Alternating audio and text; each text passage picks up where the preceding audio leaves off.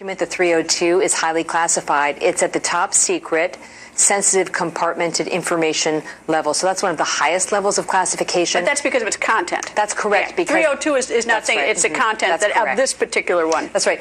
They talked with Mrs. Clinton. The FBI questioned her about her handling of these 22 top secret emails that are too damaging to make public, even with sections entirely blacked out. See, I don't understand that because, I mean, why they're making this classified. First of all, it's been hacked in, maybe, possibly, I don't know. But they could talk about these emails as to what her answers were, her explanations, why she had a server in the basement, what she knew about the server, what she knew about notifications or markings on these documents. I mean, none of that is classified. That's correct. And it may be, and I don't want to speculate too far here and give people bad information, but it may be a case where that 302, the FBI summary, is heavily redacted because of the classification issues. But you know, as well as anyone else, that once you start blacking out entire sections of a report, especially with this case, this lends itself to a lot of speculation as what was the true motivation, even if it's just simply a classification issue. Well, maybe they can find someone on the committee who can read that kind of classified information. I'm not sure there's anyone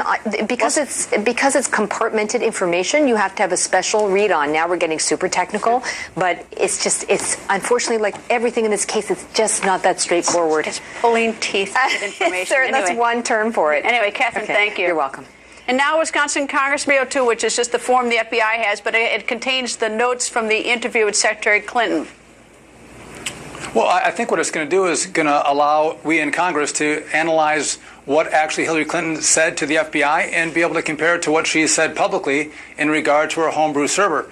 My thought, though, because I think the FBI is being honest and straightforward in this investigation and with the American people, I think the Department of Justice will be less so. And they're looking at these documents. I think, per the prior report, they're going to try to redact and slow walk the delivery of this report to Congress.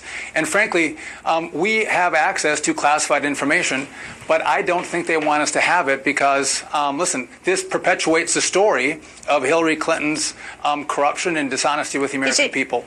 Is there any thought on the committee, because I'd tell you that what I first got suspicious of when I heard that you wanted the notes to compare it to what she said under oath on Capitol Hill, I was suspicious that the committee was looking to see whether or not to make a referral to the Justice Department and run the FBI and do a referral for a criminal investigation. Well, you heard Jason Chaffetz on the committee tell the FBI, listen, we are going to refer it to you, and it has been referred. So they're going to look at the statements that were made under oath to Congress and compare that to the statements that were made to the FBI. But this again, I mean, keeps this story alive in the minds of the American people about Hillary Clinton looking out for herself and trying to secure her emails that were really owned by the American people in the State Department. She tried to keep those secret so we didn't have access to them through FOIA requests. Is she keeping it alive? Because I think she'd probably like it to go away. Or is it the Congress asking for the notes that's sort of keeping it alive, at least for the moment? I mean, I wouldn't be talking about it tonight, about it except for the fact that Congress has said we want to see the notes. Well, listen, she wants to be the commander-in-chief. She wants to be the most powerful person in the world. And I think the American people have a right to know, what did you do with your homebrew server? What did you know about sensitive and secret information on that server that you were transmitting to other sources and other people that some of our worst enemies would have access to? I think if you want to be the commander-in-chief of the United States of America, the American people should know that background and history on what you did as the Secretary of State. I'll give you the question I want to know. I want to know why did your lawyers go through the emails, delete 30,000 of them, knowing Congress had wanted them instead of trying to preserve them for later discussion about them? That's what I would want to know, especially when they only looked at the header. But anyway, that's my thought. I want to know why the lawyers did that.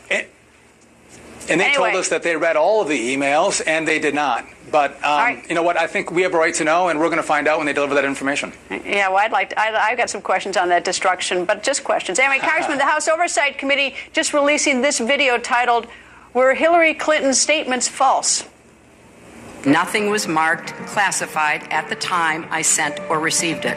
I think it's also important to say something about the marking of classified information. Only a very small number of the emails here containing classified information bore markings that indicated the presence of classified information. But even if information is not marked classified in an email, Participants who know or should know that the subject matter is classified are still obligated to protect it. But I'm asking State how Department how it was done. Did someone physically look at the 62,000 emails, or did you use search terms, date parameters? I want to know the specifics. They did all of that, and they also went through every single email.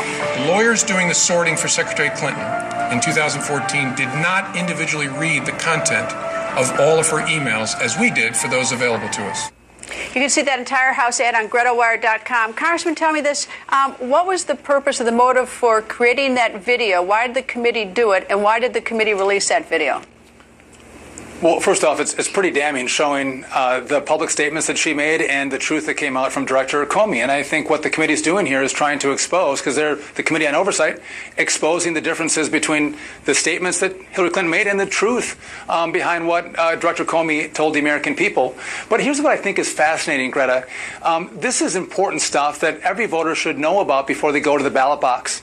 And if you look at what the media does, they want to focus on Donald Trump and some offhanded remark that he might make on the campaign stump, and they brush these stories aside, whether it's the server, the corruption between the Clinton Foundation and the Clinton State Department, allowing donors to the State Department to get access to the board on nuclear weapons. I mean, this is pay-for-play scandals that I think the American people should know about. And I think what's important to note is both of them have problems. Both of them are not the most likable candidates that we've had in our American history. But the media needs to do a job where they expose both negatives on both of these folks, and frankly, they like to focus on Donald Trump and not tell the story on Hillary Clinton. And I think that's a real problem and a disservice to the American people who need to make a decision in November about who the next commander-in-chief should be. Congressman, thank you, sir. Have a good day. And violent